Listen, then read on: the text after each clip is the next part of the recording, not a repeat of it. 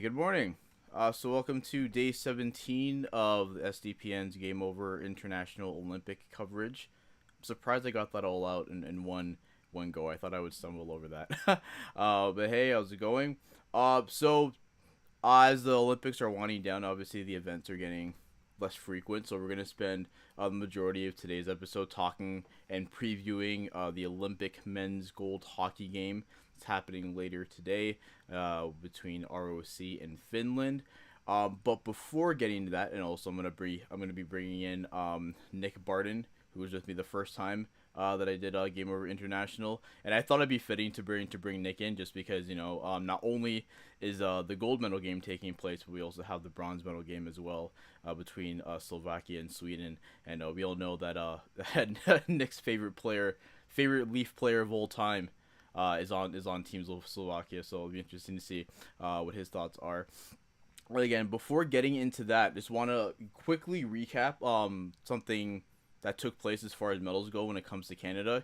Canada did earn another medal about 2 hours ago, I want to say, in the women's mass Olympic speed skating, where you have Ebony Blondin who won the silver medal, and actually in a pretty intense, high pace ending to the race, where at a point, fellow Canadian Valerie Malte was actually in first. Once they kind of got into the more sprinting portion of the speed skating event, so she pulled ahead, and then as the turns came on, as the final stretches took place again, Blondin was in first for actually a large portion of that final stretch, but then at the end, Irene Schouten of the Netherlands ended up pulling ahead just as they were about to finish the pass the finishing line. So a really intense end and a really intense way for Canada to get another medal. Again, that's their 13th medal in total,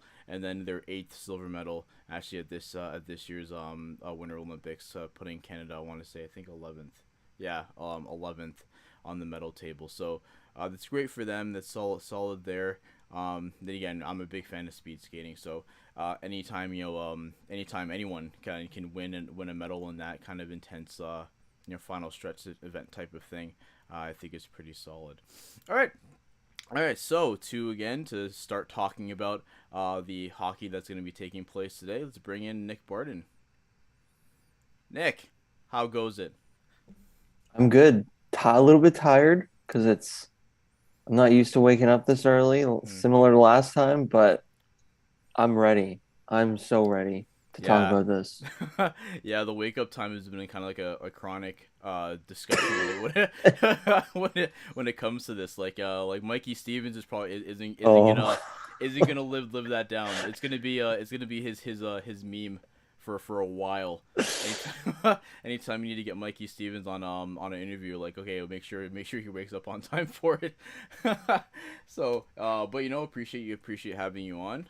Then again, men's hockey gold today. Let's talk about how we got here, because for many, despite the question marks and the concerns and the comments surrounded Canada's men's Olympic team, um they lost in the semifinals. Oh, not the semifinals, actually, the quarterfinals. So what stands out to you about Canada not being in this gold medal game, not being in the tournament after that game?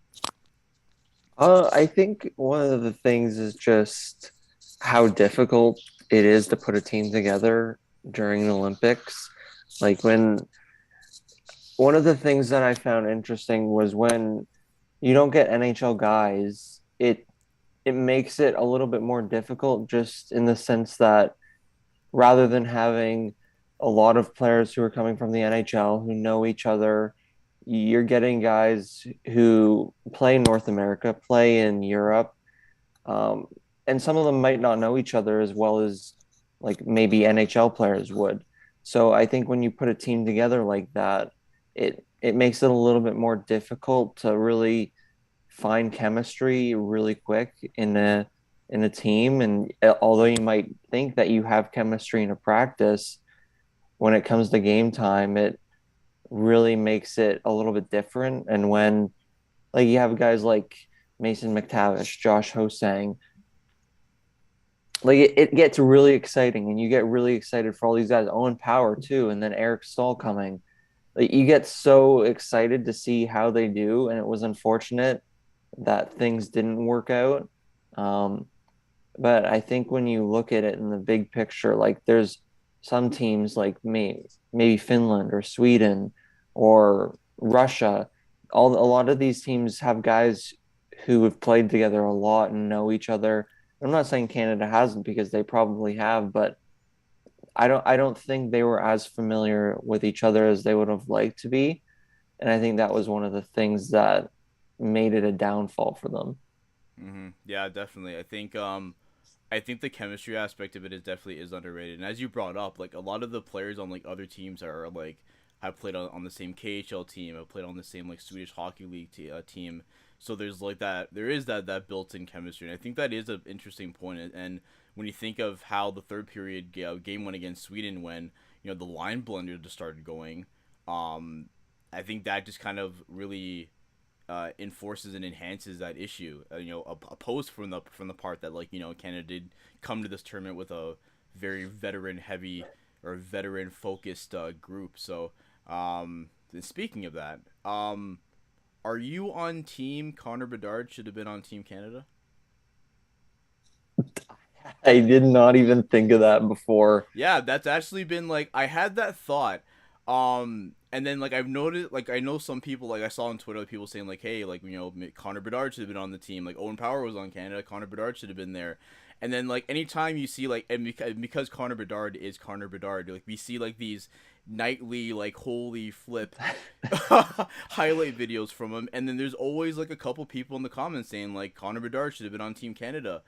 So it has been like maybe not a loud conversation, but it has been something that's been going around. So would you have put Connor Bedard on this Team Canada roster, considering like a team like the U.S. like really kind of dove into that again? Most of the young players were college players, but still. I I don't know. Like you think about the way he played at the World Juniors too, and he seemingly dominated that when he's so young and he's not even his draft year yet. I mean, I don't know.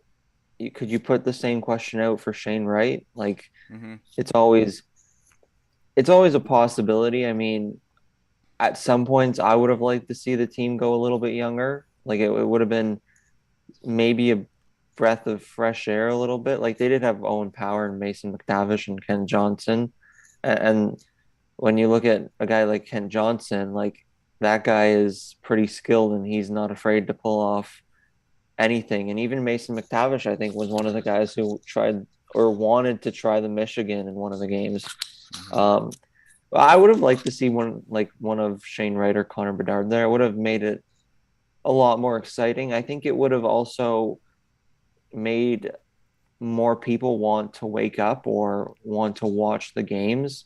Like it brings a little bit more excitement, and you know those guys. Like I know there's a few guys who are on Team Canada that I don't think I've heard of maybe in a long time or heard of ever. Mm-hmm. So like in that aspect, like when you think about it in the women's game, like all of those women because you've watched them before and you want to wake up and you want to watch them and you want to cheer for them. And I think if you put Connor Bedard in that team, it kind of makes it the same in a sense. But it would have been really fun, and I would have really enjoyed it. And I would love to see how he would have played against tougher competition, especially against teams like Sweden, um, and even how he would have fared against teams like China, and how he would have been able to showcase his skill there.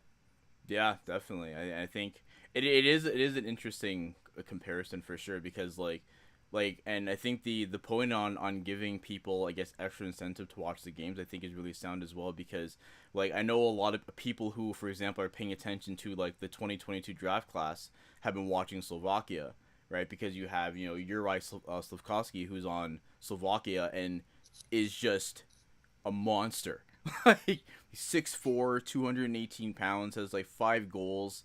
So it's like, yeah, so like it actually it is an interesting dynamic to have, like, the quote unquote unorthodox youth, at a tournament like this again when the NHL can't participate. So yeah, I think it would have been interesting definitely to see like a Connor Bedard or a Shane Wright, to your point, playing at the Olympics. I know probably a lot of Habs fans would have definitely liked to see Shane Wright. Good luck there when it comes to the draft lottery. All right, so on our way to the medal game, so we have Finland that beat Slovakia. They beat them 2-0 to qualify, whereas ROC beat Sweden 2-1 to qualify. So both very close scoring games. Do you have any early predictions or thoughts about either team? Uh, as much as I think, um, I'm really going on the side of the ROC just because of, I mean, the familiarity of players. Like, I know there's a few players that are really good on that team, but when you look at Finland too, like, there are even the familiarity there. Like, you have guys like Leo Komarov, you have Miro Aaltonen. Miro Aaltonen has had a good tournament so far. I Uh, completely missed that he was on the Finnish team. Like, I was like, I remember just watching a game, and after that you see like, oh, Beer Alton. I was like, wait, what? So yeah. yeah, it was surprising. Like, I knew he played for the Marlies for a little bit, and I was like, okay, like, former former guy in the Maple Leafs organization. Let's see what he'll do. And then I think there was a game where he put up 3 points.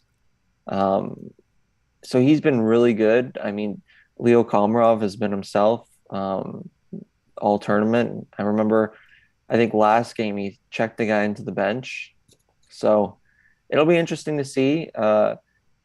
In terms of who would win again, though, I think as much as I want to lean towards the side of the ROC, I think Finland still has that chance of doing it and winning gold. Mm-hmm. Yeah. Okay. Definitely. All right.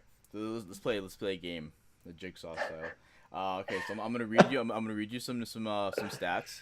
All right. Between two teams. All right. So you're gonna tell me based off of these stats who you think is going to win. All right. Okay. Okay. So their goaltender, number one goaltender, save percentage .926 versus a 9.944. All right. Goals against average, which, yes, goals against average is a stat that we don't necessarily focus on too much because it is more of a team stat. But because of the quickness of this tournament, I'll throw that in because that does speak to the team overall. So so the team that has the goalie with the .926 save percentage, their goals against average is 1.54. Other goaltenders goals against average is just one flat. All right. First goaltender, fifth most shots faced. The first goaltender or the second goaltender, most shots faced at 135 throughout the entire tournament. The first goaltender, one shutout. The second goaltender, two. For the teams, we have a 30% power play versus a 12.5% power play. And then the penalty kill, they're both tied at 66.67, which was ninth. So based off of those stats, who do you think? Which team would you give the edge to? Team A, that has the .2926 save percentage, the 1.53 goals against average, fifth most faced shots, one shutout, and the 30% power play, or Team B, that has the .944 save percentage goaltender, one flat goals against average, most shots faced, two shutouts, and a 12.5% power play. You're making it really tough on me. Like, one team's got the goaltender who's not the best. I mean, they both sound like they're very good goaltenders. I mean, and then the power play. I'm gonna go with the first team just because they have a better power play. Well, congratulations, Nick. Your thoughts and the stats match because that is Team Finland. So Hari Saturi, yeah, has that .926 save percentage. Again, it is lower than ROC's goaltender in Ivan Fedotov, who has the .944, right? But yeah, the offense on Finland is just insane. Like they have multiple players with at least 3 goals. So you have Hari Pessinen, Eero Pakarinen, Sakari Maninen, who is leading all players in the tournament with 7 points, and then Mira Ultonen, as you pointed out, that has 3 goals. But then when it comes to Russia, like their highest scoring player, not just forward, like player, is one Nikita Gusev, almost a Leaf, with just 5 assists, and that has him leading the entire tournament. And when you look at the scoring throughout the rest of the ROC roster, a lot of like 1 goal players and 2 goal players. So it seems like the scoring is a lot more spread out, but also infrequent. Right, Finland overall has the highest goals for in the tournament, and they have multiple players with at least 3 goals. So I guess what is a main takeaway from that, and if I'm a team like ROC, like what should I be concerned about? I think just trying to limit the offense. I mean, it's I think we're also forgetting the fact that even on defense, Finland is pretty stacked. Like they got guys like Mikko Lehtinen who are able to provide scoring if needed. Um, he was a guy that was with the Leafs and unfortunately didn't get really a good opportunity with them, but he's a good one. And I think when you look at Russia, like they're gonna have good goaltending either way. I think it's just a matter of weathering the storm when it comes to, I mean, shots, especially even on the power play. Like if they can try and figure out Finland's power play and just keep it at bay, while if there are chances, I think Russia has that chance. Um, but Russia's got a deep team too. I mean, you look at again, like you said, Nikita Gusev. I'm gonna go relate to Leafs here, but Kirill Semyonov too. Also, didn't know I'm he was on the team. That was another like, oh, okay. so yeah. I mean, just like when you go through the roster, like I'm gonna be honest with you. There's a lot of these guys here that I'm looking at that I don't really have much knowledge about, but they got good stats. And I mean, it's always interesting going into a gold medal game, especially when it's not USA or Canada in it, um, it's kind of, I don't know. I was gonna say more even, but I mean, when Canada gets to the gold medal game, it's usually either against the US or Russia at some points, and it's still pretty even. But I think when you look at these two teams, they're pretty similar. And I think when you look at the power play, I think that's one thing that Russia would like to just be able to keep at bay and not allow Finland, and then just use their own offense to their own advantage and try and go from there.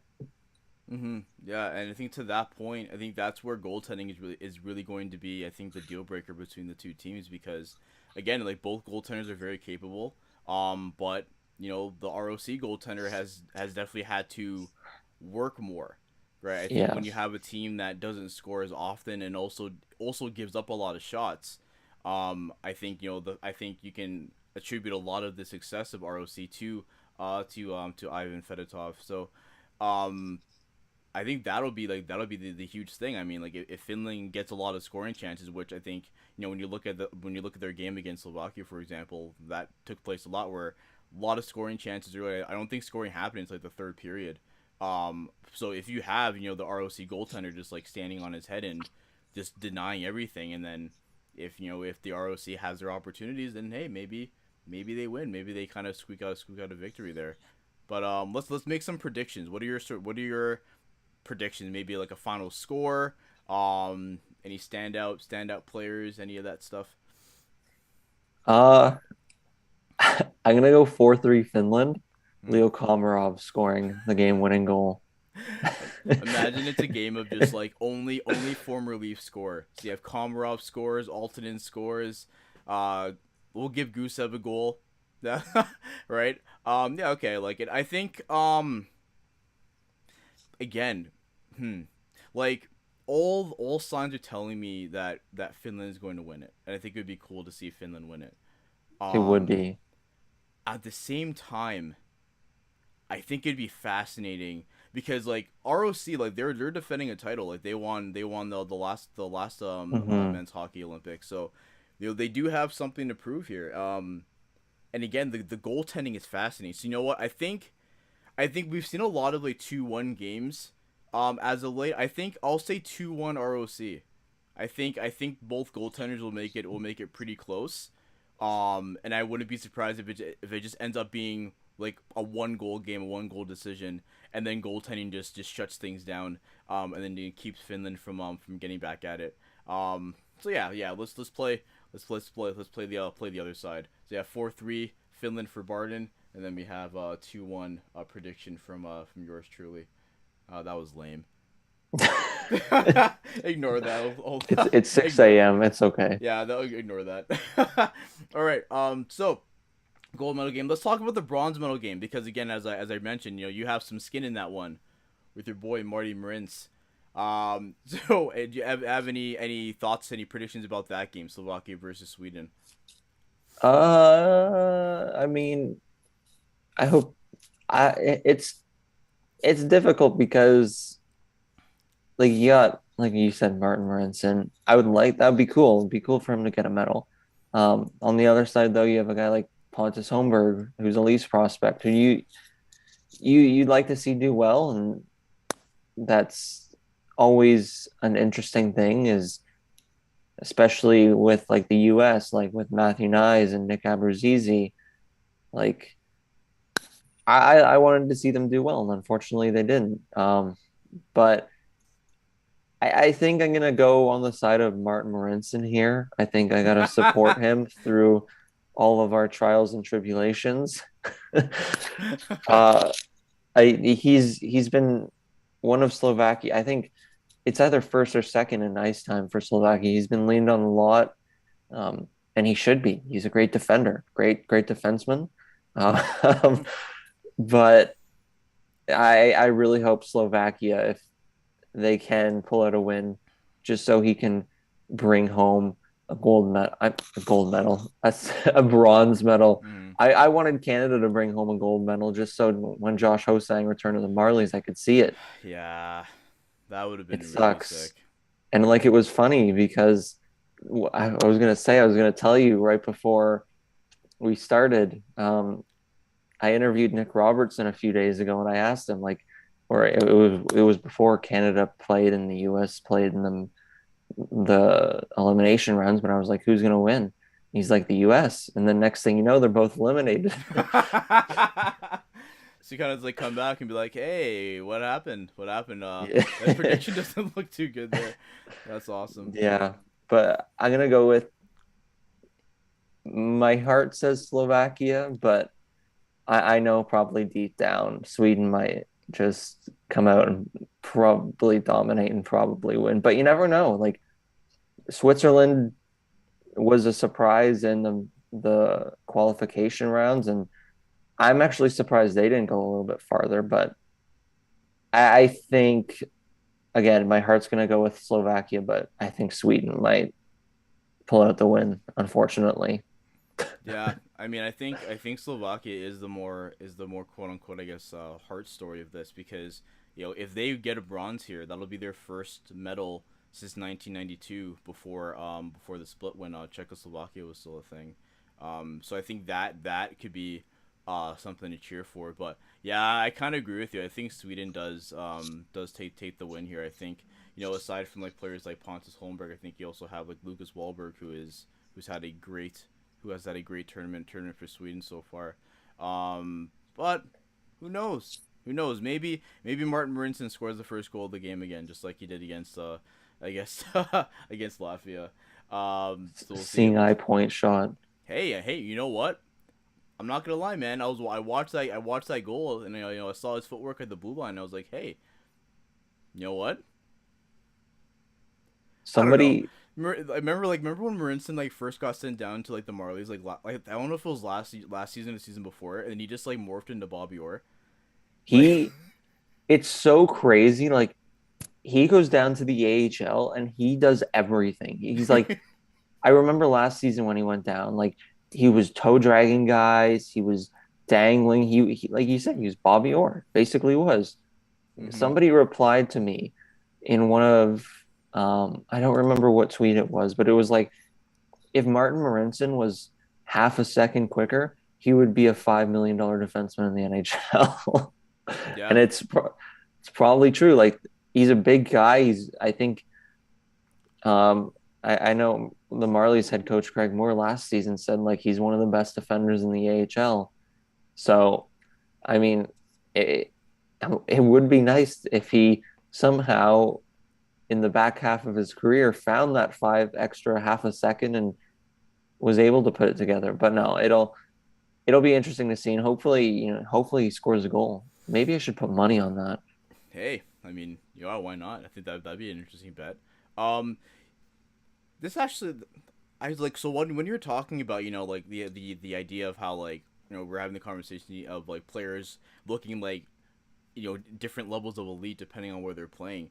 Like one thing that's always stood out to me about especially how the Olympics have been going on as far as men's hockey goes without any NHL players going. Do you think there are any players who have competed in the Olympics for the men's team that have either garnered some interest from the NHL or may get an actual contract out of this? Like a lot of people are focusing on Josh Hosang and whether the Leafs will sign him ahead of the deadline. Like, do you think are there any players that you think stand out that think like, hey, you know what, you might have an NHL deal waiting for you after this is all done? Are you talking about like just Team Canada in Oh that no, like sense, or anyone, all like everyone? yeah, like anyone. You're putting me on the spot here. I don't know. I mean, um, it's so difficult because I mean, you look at a lot of these guys and they're probably like they're a lot of them are playing in at like especially with Finland guys and Sweden, like there a lot of them are playing with their home country, and I don't know whether or not like you could see them have a move to the NHL. I mean, one of the guys is always Nikita Gusev. Like you never Mm-hmm. know. Like he always seems to go back to the KHL and do really well and in these tournaments do really well. And then you think, okay, why does he not work in the NHL? Like he's he's a guy, I mean, like I'm gonna go relate again, Kirill Semyonov, Nico Letnin, those guys, I don't think they'll come back to the NHL, but they're good enough. And it's unfortunate how things didn't work, but you have those two guys as well. But I think when you look at it, like the main people that would I think consider it would be Canadians or Americans. Yeah. And it's really difficult because none of them really went that far. Mm-hmm. And like especially with a guy like Josh Hosang, like I think for him, I think he had a good tournament. Like it was difficult. Like you have again, like I said earlier, like you have a team that you've put together so fast. You're not always going to find those line combinations. And I think at some points too, he was used in ways that probably weren't, I'm not going to say to his liking, but to his skill set and to what Mm-hmm. he can do. Um, I think he had a good tournament overall. I think he looked just as good as he did with the Marlies as he did here. Don't know if he would get an NHL contract off that.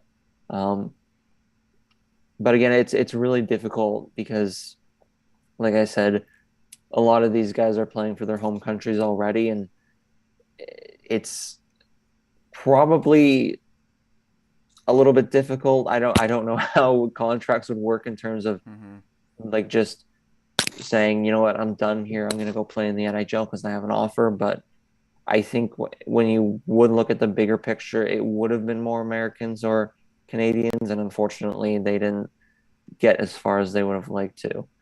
Yeah, definitely. And like again, like when it comes to, I think the focus it definitely is on the Canadian and American teams when it comes to that because like I think of a player like, and again, I don't know what the story is, but like I think of a player like Eric Stoll maybe who didn't have obviously went to the Stanley Cup final last year with the Montreal Canadiens and didn't sign a deal out of the gate, but like I wonder if you think if maybe he considered this Olympics as Canada's number one center as an opportunity to kind of show teams like, hey, if you need a depth option at center for a playoff run, like I can be that option. So Yeah, like I guess it'll be interesting to see, obviously how the rest of the tournament goes. How who walks away with the gold medal, who walks away with the bronze and the silver. So that'll be great. Before we wrap up, I just want to read a tweet from Sean Shapiro that came out yesterday, and this pertains to the women's gold medal hockey game. So U.S. Canada's women's gold hockey game on NBC averaged 3.54 million viewers. That's more viewers than any NHL game this season, and second most watched hockey game in the United States since 2019. So again, another thing, another stat, and just another point of evidence to prove that yes, women's hockey does belong at the Olympic level. So congrats to Canada for getting that victory, that championship victory. Again, shout out to Sarah Nurse and the history that she was able to make during Black History Month, which is awesome. So shout outs to her, shout outs to the rest of the team, and shout out to yourself as well, depending on whoever you end up cheering for the Canada's gold medal game that's happening later today. So thank you for watching. I'm Tic Tac Tomar. It was now Nick Barden. I don't know why I said he was Nick Barden. I never know how to end these things properly. But thank you for tuning in. Again, watch the video on Twitter. Watch it on YouTube. Definitely subscribe to the SDPN YouTube channel. And we'll see you around. Thanks for watching.